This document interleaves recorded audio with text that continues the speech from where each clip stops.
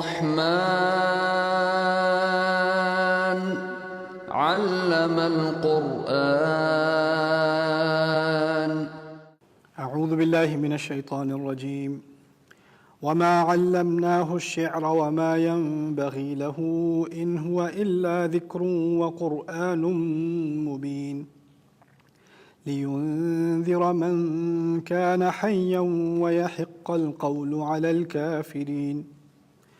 أولم يروا أنا خلقنا لهم مما عملت أيدينا أنعاما فهم لها مالكون وذللنا لهم فمنها ركوبهم ومنها يأكلون ولهم فيها منافع ومشارب أفلا يشكرون.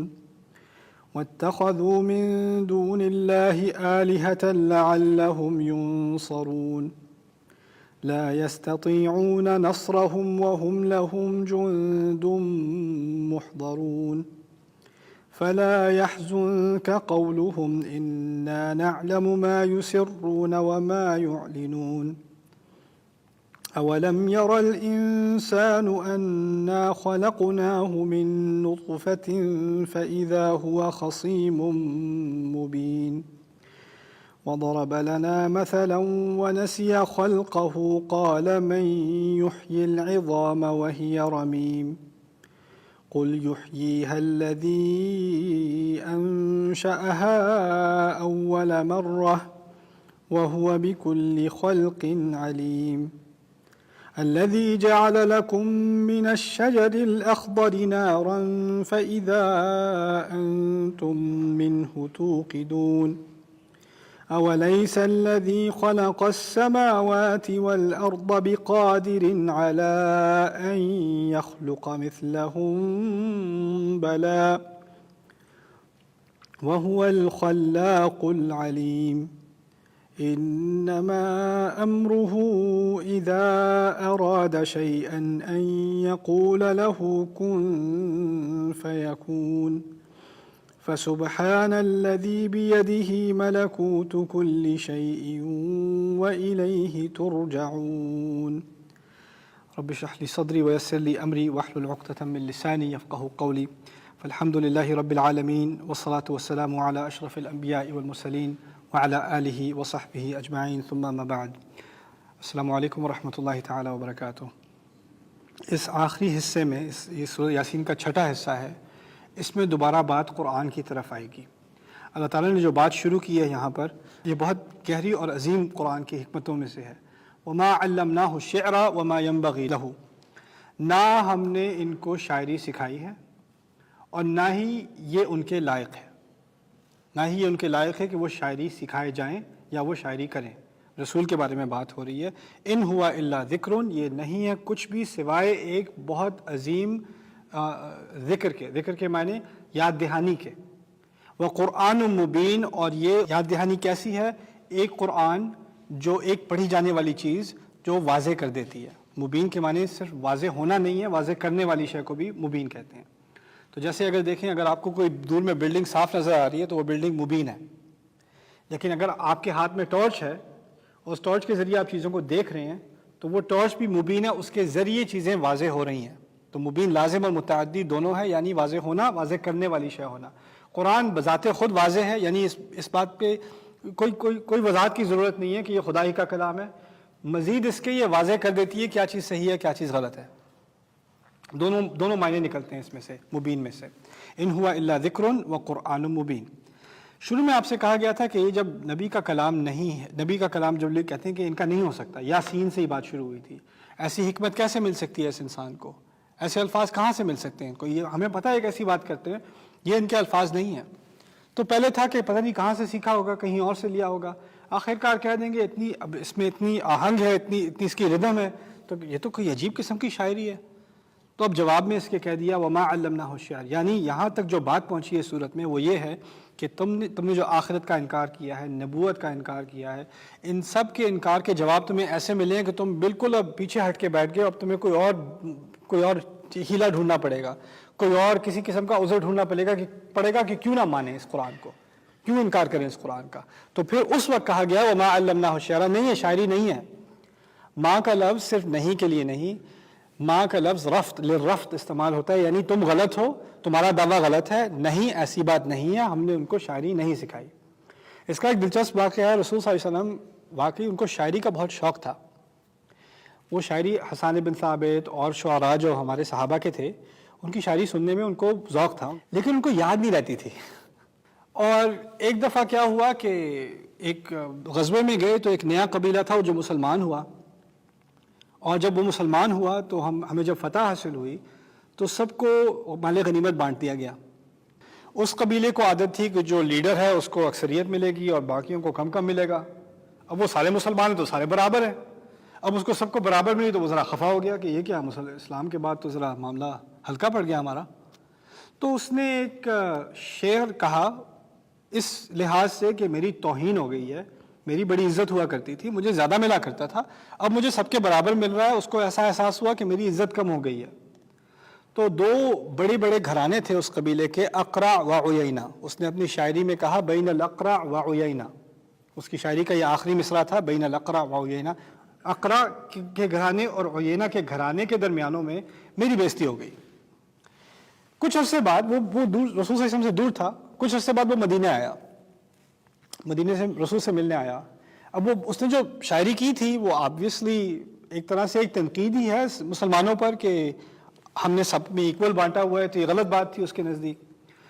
تو رسول صلی اللہ علیہ وسلم کو یاد آ گیا کہ اس نے شاعری کی تھی، تنقیدی شاعری کی تھی اس نے۔ وہ ابو بکر بھی ساتھ بیٹھے ہوئے تھے، انہوں نے اس سے کہا کہ تم ہی ہو نا جس نے وہ شعر کہا تھا بین العیینہ والاقرع، یعنی رسول نے وہ دونوں قبیلوں کے نام پلٹ دیے۔ اس نے کہا تھا بین الاقرع و عیینہ، رسول صلی اللہ علیہ وسلم نے بین العیینہ والاقرع۔ اب ابو بکر ان کے ساتھ بیٹھے تھے۔ ابو بکر صدیق کو شاعری کا بہت ذوق تھا، اور ان کو پتا ہے، آپ کو بھی پتا ہوگا، اردو شاعری میں بھی ایسی بات ہوتی ہے، قافیے کا لحاظ ہوتا ہے، آپس میں آخر میں جو رائمز ہوتی ہیں، اسکیمز ہوتی ہیں، اس میں ہر لفظ کا لحاظ رکھنا پڑتا ہے۔ ایک لفظ آگے پیچھے ہو جائے تو شعر کا مزہ خراب ہو جاتا ہے، رائٹ؟ تو ابو بکر صدیق نے کہا کہ یا رسول اللہ، وہ اصل میں بین العیینہ والاقرع نہیں تھا، بین الاقرع والعیینہ تھا، وہ دوسری طرف تھا۔ رسول اللہ صلی اللہ علیہ وسلم فرماتے ہیں کیا فرق پڑتا ہے اس سے؟ اب کسی کو شاعری کا ذوق ہو تو اس کو تو زمین آسمان کا فرق پڑتا ہے، لیکن رسول صلی اللہ علیہ وسلم کو ان چیزوں کا ذوق نہیں ہے جس طرح ابو بکر صدیق کو ہے۔ تو ابو بکر صدیق رضی اللہ تعالیٰ عنہ فرماتے ہیں اللہ تعالیٰ نے سچ ہی کہا تھا جب انہوں نے کہا تھا وما علمناہ الشعر وما ينبغي له، نہ ہم نے ان کو شاعری سکھائی ہے نہ ان کے لائق ہے۔ تو وہ ہمارے نبی کو شاعری نہیں سکھائی گئی، اور یہ کہنا بہت ضروری ہے، اس بات کو یاد رکھنا بہت ضروری ہے، کیونکہ قرآن کی جو خاص کر جو پہلی صورتیں ہیں جو شروع میں نازل ہوئی ہیں، جیسے سورۃ المدثر ہے یا سورۃ النجم ہے، وہ تو تھوڑی سی بات کی بات ہے، جو جز عامہ میں جو آخری سپارے میں جو صورتیں ہیں، ان کی ردم اتنی تیز ہے، عما يتساءلون عن النبأ العظيم الذي هم فيه مختلفون كلا سيعلمون ثم كلا سيعلمون لم نجعل الأرض مهادا والجبال أوتادا وخلقناكم أزواجا۔ اب اس کی ردم اتنی تیز چلتی رہتی ہے۔ شاعری میں کیا ہوتا ہے، انسان پہلے ایک مصرع سوچتا ہے، پھر دوسرا سوچتا ہے، پھر تیسرا سوچتا ہے، اس کو ٹائم لگتا ہے جواب دینے میں۔ قرآن کی آیات ایک کے بعد دوسری کے بعد تیسری کے بعد چوتھی، وہ اگر آپ کو نہ آتی ہو نا عربی تو آپ کو لگے گا کہ اس میں رائم سکیم ہے، اس کا ایک سٹرکچر ہے، سننے میں ہی معلوم ہو جاتا ہے۔ ایک دفعہ میں گیس بھر رہا تھا، ابھی 10 سال ہو گئے اس بات کو، میں گیس بھر رہا تھا، سورۃ العصر کا میں تلاوت کر رہا تھا، ایسے ہی کھڑے کھڑے گیس بھرتے ہوئے، والعصر ان الانسان لفی خسر۔ مجھے نہیں پتا تھا وہ گیس پمپ کے دوسری طرف کوئی اور گیس بھر رہا ہے۔ وہ کہتا ہے کین یو سنگ دیٹ اگین؟ میں نے دوبارہ پڑھا، پھر وہ کہا واٹ ڈز دیٹ مین مین، کیا معنی ہے اس کا؟ میں نے اس کو معنی بتا دیے۔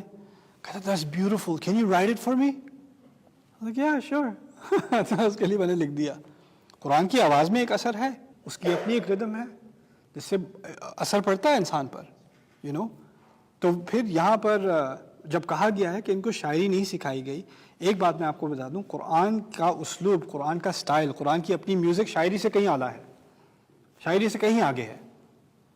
پھر دوسری بات، یہاں شعراء کے بارے میں، شاعروں کے بارے میں قرآن نے کیا کامنٹ دیا ہے وہ سمجھنے کی ضرورت ہے۔ وَالشُّعَرَاءُ يَتَّبِعُهُمُ الْغَاوُونَ أَلَمْ تَرَ أَنَّهُمْ فِي كُلِّ وَادٍ يَهِيمُونَ۔ شاعروں کو تو صرف گمے ہوئے لوگ ہی فالو کرتے ہیں، جن کی اپنی کوئی ڈائریکشن نہیں ہوتی وہ شاعروں کے پیچھے بھاگتے ہیں. تمہیں نہیں پتا یہ ہر کسی وادی میں گھس جاتے ہیں. لوگ یہ سن کر سمجھتے ہیں کہ قرآن نے شاعروں کو بہت برا بلا کہا ہے. مجھے تو مشاعرے کا شوق ہے, میں تو مزاحیہ شاعری بھی پڑھتا ہوں. اقبال کا کیا کریں گے, غالب کا کیا کریں گے, یہ کیا بات کر دی. وہ بات نہیں ہو رہی, وہاں ان شعراء کی بات نہیں ہو رہی. یہاں شعراء کی بات ہو رہی ہے جو ایک خاص طبقہ تھا عرب سوسائٹی میں, اس کو سمجھنے کی ضرورت ہے. دیکھیے عرب پرانے زمانے میں نہ مووی تھیٹر تھا, نہ کانسرٹ ہال تھا, نہ انٹرنیٹ تھی, نہ کوئی انٹرٹینمنٹ تھی. وہاں کیا انٹرٹینمنٹ تھی؟ دو ہی تھی بس. ایک تو کہانی سنا دو, اور کہانی ایسی سنانا کہ سنتے ہوئے انسان کی امیجنیشن سمجھے کہ میں صحرا میں نہیں بیٹھا ہوں, میں کہیں میدان جنگ میں پہنچ گیا ہوں, میں کسی اور ہی دنیا میں پہنچ گیا ہوں. اور سب سے کہانی سنانے کا بہترین طریقہ کیا تھا ان کے ہاں؟ شاعری. ہمارے نبی کو شعر نہیں سکھایا, ان کو لوگوں کی داد کی ضرورت نہیں ہے, وہ آپ کی داد کے پیچھے نہیں آ رہے. انہوں نے بات ایسی کی ہے فمن شاء فلیؤمن ومن شاء فلیکفر, جو ماننا چاہے مانے, جو نہیں ماننا چاہے وہ جائے, وہ کفر کرے. ان کو اپنی آنا نہیں ہے, یہ ان کا اپنا کلام ہی نہیں ہے, یہ تو کلام ہی اللہ تعالیٰ کا مرسل ہیں, یہ بھیجے گئے ہیں. تو یہ بات کہنا ان کو, یہ صرف قرآن اور شاعری کا فرق نہیں ہے, یہ رسول کا اپنا مقصد جو ہے, جو ان کا مشن ہے, اس کی تمیز کی جا رہی ہے. باقی انٹرٹینرز میں سے یہ کوئی انٹرٹینمنٹ تھوڑی ہے. اور اسی سے آگے بات نکلتی ہے. اب ہم پر بات آتی ہے. ہمارا دین, ہمارے دین کا پیغام جس اچھے طریقے سے ہم سمجھا سکیں ہمیں سمجھانا چاہیے. نبیوں کے بارے میں کہا ہے قص علیہم القصص یقصون علیکم آیاتنا, ہم کو وہ تم لوگوں کو ہماری آیات قصہ کر کے سناتے تھے, یعنی ایکسائٹنگ طریقے سے سناتے تھے, ایسے سناتے تھے کہ لوگوں کو سننے کا شوق ہو. اس میں ایک انٹرٹینمنٹ بھی ہوتی ہے, لیکن ہمارا مقصد انٹرٹین کرنا نہیں ہے. لوگوں کی اٹینشن لینے کے لیے اگر آپ کوئی ایسا اسلوب استعمال کرتے ہیں, ایسا سٹائل استعمال کرتے ہیں جو لوگوں کی کو گریب کر لے, اس میں خیر ہے, لیکن آپ کی نیت انٹرٹین کرنا نہیں ہے, آپ کی نیت اچھی بات آگے پہنچانا ہے. بارک اللہ لی ولکم فی القرآن الحکیم ونفعنی وإیاکم بالآیات والذکر الحکیم. الرحمن علم القرآن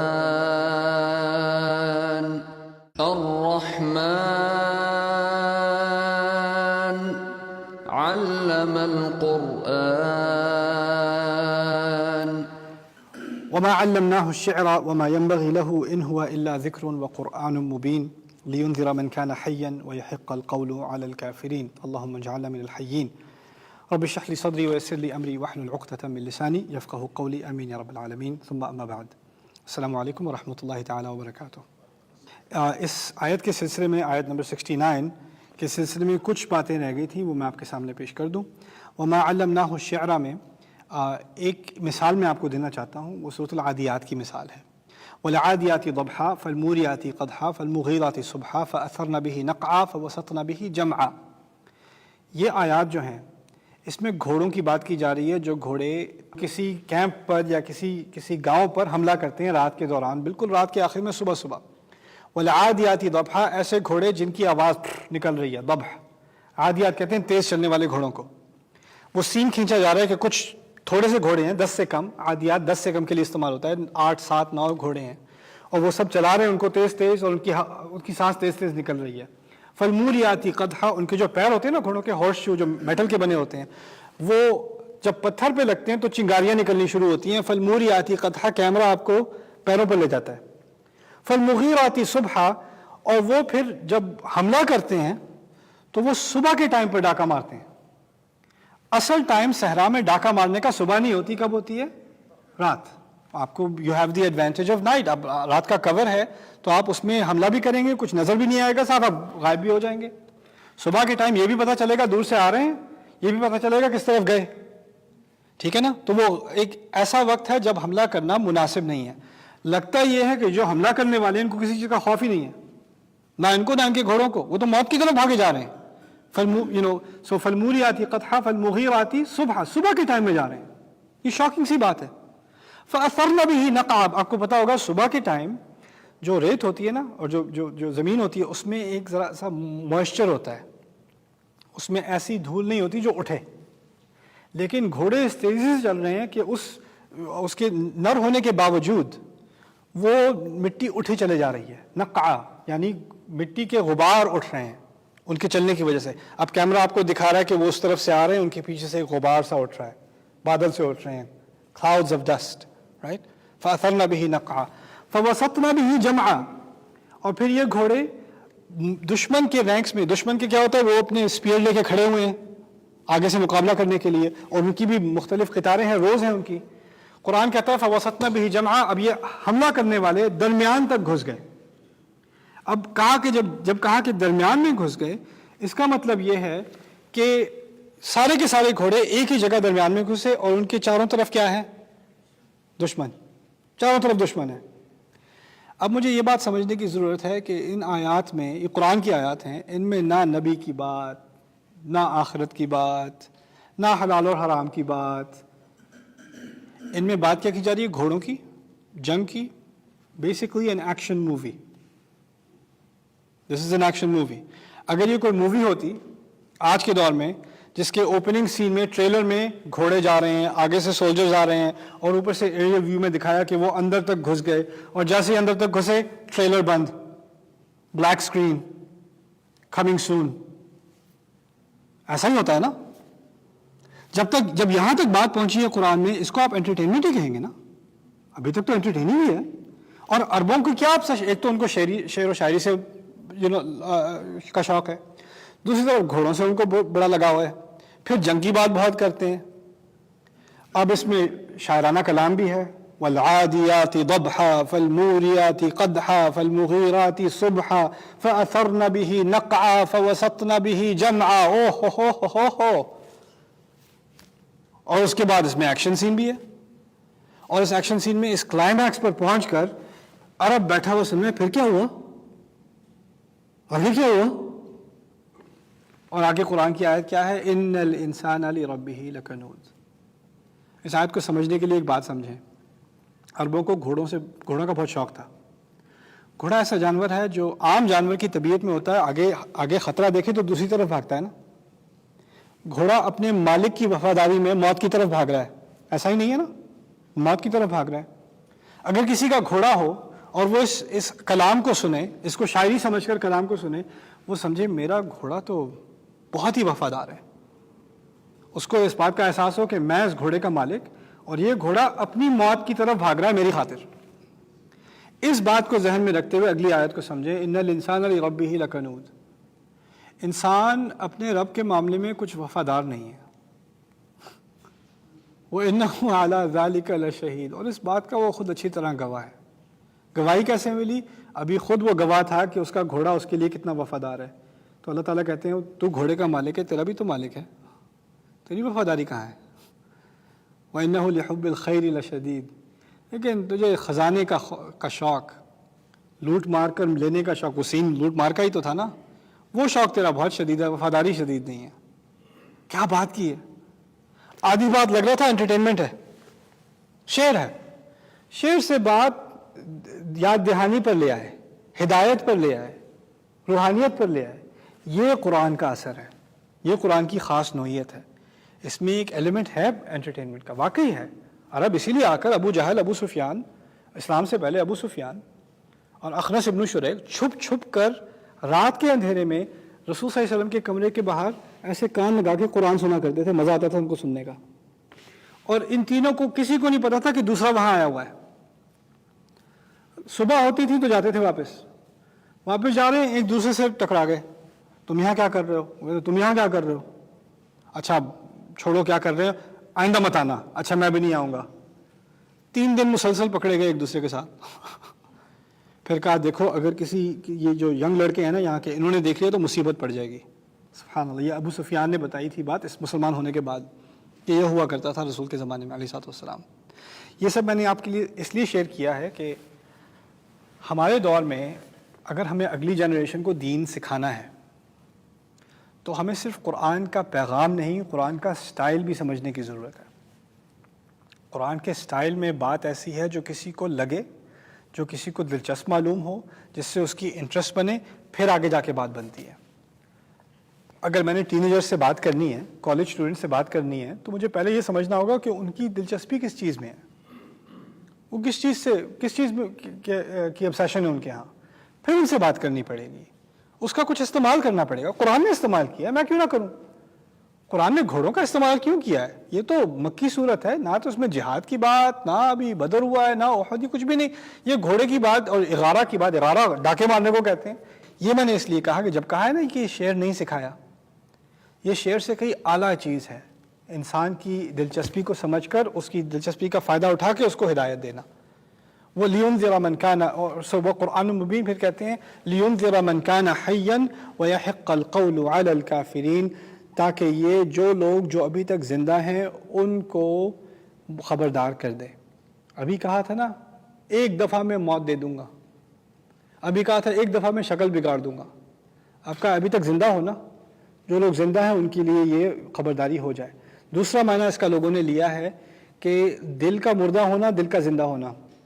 جو لوگ ابھی دل کے زندہ ہیں ان کو اس خبرداری کا فائدہ ہوگا. باقی لوگ ہیں انذرتہم ام لم تنذرہم لا یؤمنون، ان کو آپ خبردار کریں نہ کریں انہوں نے تو ایمان نہیں لانا، انہوں نے تو بات نہیں ماننی.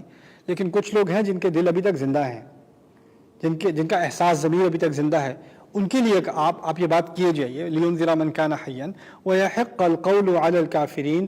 اور ایسا بھی ہو جائے کہ یہ اللہ تعالیٰ کا لفظ، یعنی اللہ تعالیٰ کا فیصلہ، قول یہاں فیصلے کے معنی میں ہے، کہ اللہ تعالیٰ کا فیصلہ لوگوں پر، ان کافروں پر پورا ہو جائے.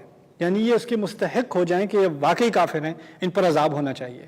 آپ قرآن پڑھتے جائیے، اس کو یہ ڈسمس کرتے رہیں تو کرتے رہیں، آپ اس کی فکر نہ کریں. آپ کا کام ہے آگے بات پہنچانا.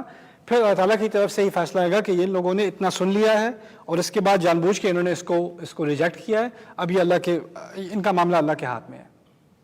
ان آیات کا مطالعہ ہمارے لیے بہت ضروری ہے، نہ صرف یہ سمجھنے کے لیے کہ نبی کو کیا مشن دیا گیا تھا، یہ بھی سمجھنے کے لیے کہ ان آیات کا غلط استعمال آج کیسے کیا جاتا ہے. ان آیات کا غلط استعمال یہ ہے کہ دیکھو میں نے تو اپنی فیملی کو بلایا تھا، اپنے دوست کو بلایا تھا، اس کو میں نے پورا درس قرآن بھی دیا، پھر بھی وہ میری بات نہیں مانے. اب کیا کہہ سکتے ہیں، یحق القول علی الکافرین، ان پر تو بات واضح ہو چکی ہے، اب حجت تو ان پہ قائم ہو گئی ہے. وما علینا الا البلاغ، ہمارا تو کام تھا بس آگے بات پہنچا دینا، ہم نے پہنچا دی، اب تو حجت قائم ہو گئی، اب وہ جانے اللہ جانے. یہ بالکل سراسر غلط ہے. یہ آیات اور یہ حجت قائم ہوتی ہے نبی کے ذریعے. عام لوگ ایک دوسرے کو نصیحت کر سکتے ہیں، ایک دوسرے پر حجت قائم نہیں کر سکتے. حجت قائم کرنا نبی کا کام ہے، اسی لیے کہا گیا ہے آپ اپنا کام کیجئے، اس کے بعد میں دیکھ لوں گا. وَيَحِقَّ الْقَوْلُ عَلَى الْكَافِرِينَ أَوَلَمْ يَرَوْا أَنَّا خَلَقْنَا لَهُم مِّمَّا عَمِلَتْ أَيْدِينَا أَنْعَامًا فَهُمْ لَهَا مَالِكُونَ. کیا ان لوگوں نے غور نہیں کیا؟ قرآن پہ تو غور نہیں کرتے، قرآن کو تو شاعری کہہ کے چھوڑ دیتے ہیں. آپ انہیں خبردار کرتے ہیں لیکن وہ سننے کو تیار نہیں ہیں. لیکن صرف وہی تو قرآن کی تو آیات نہیں ہیں، آیات تو ان کے ارد گرد ہر جگہ ہیں. کیا انہوں نے دیکھا نہیں کہ ہم نے کیا ان کے لیے بنایا؟ مما عملت ایدینا انعاما فہم لہا مالکون، ہم نے ان کے لیے بنایا جو ہمارے اپنے ہاتھوں سے، جیسے کہ انعام، گائے، بھینس، بکریاں، یہ چیزیں ہم نے ان کے لیے بنائی. فہم لہا مالکون، اور پھر وہ ان کی ملکیت کرتے ہیں. بنائی ہم نے، مالک وہ. ان لوگوں کو احساس نہیں ہوتا میں نے بنائی ہیں، اور تم لوگ ایسے ان کی اوپر ملکیت کرتے ہو.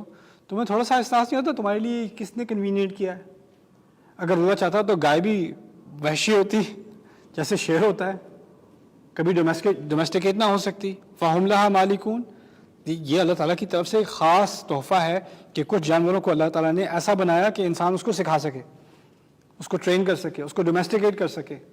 فہم لہا مالکون وذللناہا، اور پھر اس کے اوپر سے ہم نے ان کو ذلیل کر دیا. ذلیل کرنے کا مطلب ان کی انا ختم کر دی.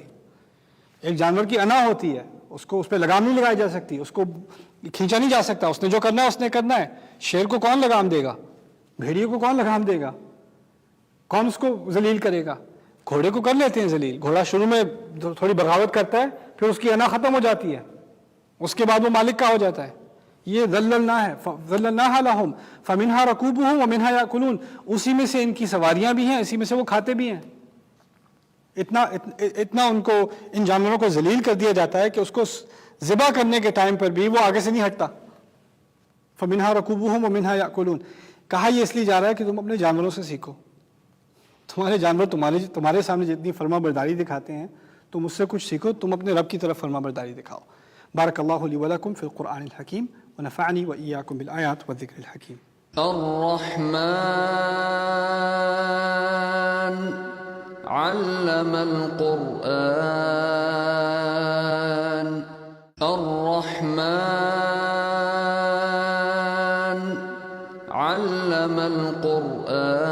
القرآن.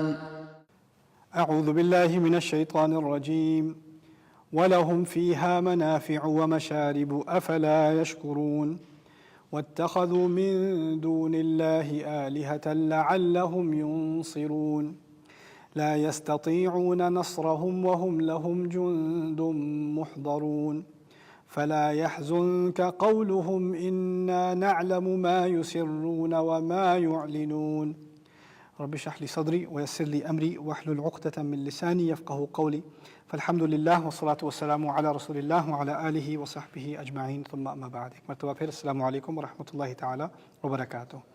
وَلَهُمْ فِيهَا مَنَافِعُ وَمَشَارِبُ أَفَلَا يَشْكُرُونَ. ان کے لیے بہت سارے منافع ہیں، بہت سارے نفع کی چیزیں ہیں، فائدے کی چیزیں ہیں ان تمام جانوروں میں. وہ مشارب اور پینے کی چیزیں ہیں. افلا یشکرون، دی شکر کیوں نہیں کرتے؟ بات دوبارہ بار بار اب شکر کی طرف آئے گی. وَاتَّخَذُوا مِن دُونِ اللَّهِ آلِهَةً، اور اس سب کے باوجود انہوں نے اللہ تعالیٰ کے علاوہ دوسرے خدا لے لیے ہیں. لعلہم ینصرون، اور یہ صرف اس لیے کہ یہ ان کی مدد کریں گے، ان کی مدد کی جائے گی. لا یستطیعون نصرہم، وہ ان کی مدد کی کہاں صلاحیت رکھتے ہیں؟ لا یستطیعون نصرہم وہم لہم جند محضرون. یہ تمام کے تمام، یعنی نہ صرف یہ لوگ بلکہ ان کے باطل خدا سب کے سب ایک پوری فوج بن کر اللہ تعالیٰ کے سامنے پیش کر دیے جائیں گے. وہم لہم جند محضرون. قرآن میں اور جگہ اس بات کا ذکر ہے کہ اللہ تعالیٰ ان سب چیزوں کو بلائے گا، ان سب مخلوقات کو بلائے گا جن کی عبادت کی جاتی تھی، اور وہ پھر گواہی دیں گے کہ ہمیں نہیں معلوم تھا کہ ہماری عبادت کی جا رہی ہے. وَهُمْ بِعِبَادَتِهِمْ كَافِرِينَ، اور وہ ان کی عبادت کا کفر کریں گے کہ ہماری عبادت کی جا رہی تھی، ہمیں تو معلوم بھی نہیں تھا. تو یہاں پر یہ بات کی گئی ہے کہ یہ اور جن کی عبادت کرتے ہیں سب اکٹھے کر دیے جائیں گے. اس کی سب سے بڑی مثال دنیا میں جس ہستی کے ساتھ سب سے زیادہ شرک کیا گیا وہ عیسیٰ علیہ السلام ہے. عیسیٰ علیہ السلام بہت عظیم ہستی ہیں ہمارے دین کی، رسول ہیں، اولو العزم من الرسل میں سے ہیں، روح اللہ کہا گیا ہے انہیں. جب وہ قیامت کے دن کھڑے ہوں گے تو اللہ تعالیٰ ان سے بھی ایسے غصے میں بات کریں گے. انت قلت للناس اتخذونی و امی الہین من دون اللہ، کیا تم نے یہ مجال کر کے کہا تھا کہ مجھے اور میری ماں کو دونوں کو خدا بنا کے رکھو اللہ کے ساتھ ساتھ؟ وہ بھی ان کو اللہ کو پتا انہوں نے ایسی کوئی بات نہیں کی، اللہ کو تو معلوم ہے، تو یہ پوچھا کیوں؟ جو سب چیزیں جانتا ہے اس کو پوچھنے کی کیا ضرورت ہے؟ اللہ تعالیٰ نے پوچھا اس لیے کہ جو ان کے ماننے والے تھے نا وہ یہ سب معاملہ دیکھ لیں. وہ سمجھتے تھے کہ اللہ تعالیٰ غصہ تو کرے گا لیکن ایک ہستی ہے جس سے کبھی غصہ نہیں ہو سکتا. وہ کون ہے؟ عیسیٰ علیہ السلام، جیزس. اب عیسیٰ علیہ السلام سے ایسے بات ہو رہی ہے تو ان کی ساری امیدیں ایک ہی کلام میں ختم. ان کنت قلتہ فقد علمتہ، اگر میں نے یہ بات کہی ہوتی تو میرے رب تجھے معلوم ہوتی. تعلم ما فی نفسی ولا اعلم ما فی نفسک، آپ جانتے ہیں میرے اندر کیا ہے، میں کیسے جان سکتا ہوں آپ کے اندر کیا ہے؟ پھر انہوں نے بات کی آگے، ان تعذبہم فانہم عبادک. کیا الفاظ ہیں وہ، تاریخی الفاظ. اگر آپ نے ان کو عذاب دینا ہی ہے تو یہ آپ ہی کے بندے ہیں، آپ جیسے چاہیں. وَإِن تَغْفِرْ لَهُمْ، اگر آپ انہیں معاف کرنا چاہیں، فَإِنَّكَ أَنْتَ الْعَزِيزُ الْحَكِيمُ، آپ ہی اتھارٹی ہیں، آپ ہی حکمت رکھتے ہیں. معافی کا ذکر نہیں کیا، رحمت کا ذکر نہیں کیا. کیوں نہیں کیا؟ رحمت اور معافی یہی دو چیزیں ہیں جس کا فائدہ اٹھا کر عیسائی قوم نے ان دونوں ناموں کا، اللہ تعالیٰ کے ناموں کا فائدہ اٹھا کر ان ناموں کے ساتھ زیادتی کی. ان ناموں کے نام پر وہ نام اب ان کی ہمت بھی نہیں ہو رہی استعمال کرنے کی.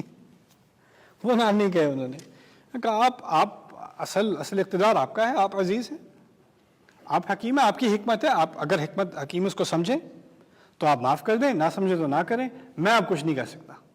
وَإِن تَغْفِرْ لَهُمْ فَإِنَّكَ أَنْتَ الْعَزِيزُ الْحَكِيمُ. سبحان اللہ. یہ عیسیٰ علیہ السلام کی ایک اکنالجمنٹ ہے کہ اب میں ان کی شفاعت نہیں کروں گا، جو ان کی شفاعت نہیں کریں گے. یہ بات میں اس لیے کہہ رہا ہوں کہ یہاں پر لوگ دوسرے اللہ تعالیٰ کے علاوہ دوسرے الہ جو لیتے ہیں، اس کی ایک کنٹمپریری جو مینیفیسٹیشن جو آج کل ہمارے ہاں ملتی ہے وہ کیا ہے؟ لوگ بزرگوں کو، عیسائیوں کے ہاں سینٹس وغیرہ ہوتے ہیں، کیتھولکس کے ہاں، ہمارے ہاں جیسے میں نے پہلے ذکر کیا تھا، یہاں تک کہ نبی علیہ السلام کو بھی نہیں چھوڑا جاتا. نبی کی بات کوئی نہیں ماننی، نبی کی سنت کوئی نہیں ماننی، لیکن اس کی شفاعت کے گانے ضرور گانے ہیں. اس نبی نے جس نے حلال و حرام کی تمیز سکھائی اس تمیز کا کوئی لحاظ نہیں رکھنا. اس نے جو قرآن دیا اس کی تلاوت نہیں کرنی، نہ اس پر کبھی سوچنا. وہی اصل سنت ہے، اس کو نہیں دیکھنا. لیکن بس شفاعت کریں گے جی نبی علیہ السلام، یہاں تک کہ تقریباً ان کی عبادت ہو جائے علیہ السلام۔ اگر عیسیٰ علیہ السلام نے اس کا انکار کیا تو ہمارے نبی کیوں نہیں کریں گے علیہ السلام؟ لوگ سمجھتے ہیں جب ایسی بات کی جا رہی ہے تو رسول صلی اللہ علیہ وسلم کی توہین کی جا رہی ہے۔ ہمارے رسول کا مقام بہت اعلیٰ ہے، کوئی معمولی مقام نہیں ہے ہمارے نبی کا علیہ السلام۔ عسیٰ ان یبعثک ربک مقاما محمودا، ایسا ہو کہ آپ کا رب آپ کو ایک تعریف کیے ہوئے مقام پر ڈال دے۔ مقام محمود ایسا مقام ہے جب قیامت کے دن لا یتکلمون الا من اذن له الرحمن وقال صوابا، انسانیت میں کوئی نہیں بول سکے گا، سب کی بولتی بند ہوگی، اور جو بھی بولے گا وہ صحیح صاف صاف بولے گا، الا من اذن له الرحمن، سوائے اس کے جس کو الرحمن اجازت دے دے، اور وہ حدیث کے مطابق وہ اجازت صرف نبی علیہ السلام کو ملی ہے۔ وہ ایک مقام پر کھڑے ہوں گے اور وہ مقام اونچا ہوتا چلا جائے گا، لوگ کہیں گے یہ اونچائی پر کون ہے؟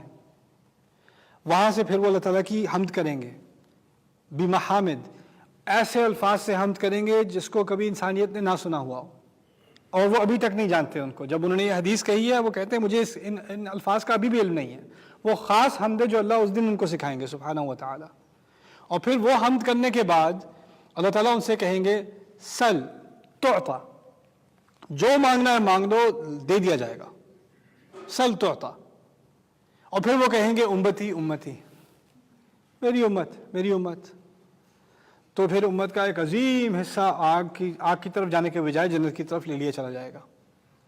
پھر نبی دوبارہ اللہ تعالیٰ کی تعریف کریں گے، پھر دوبارہ کہا جائے گا سل تعطا، مانگنے جو مانگنا ہے آپ کو دے دیا جائے گا، پھر کہیں گے امتی امتی، 3 4 5 بار بار یہی بات اللہ تعالیٰ کے ساتھ۔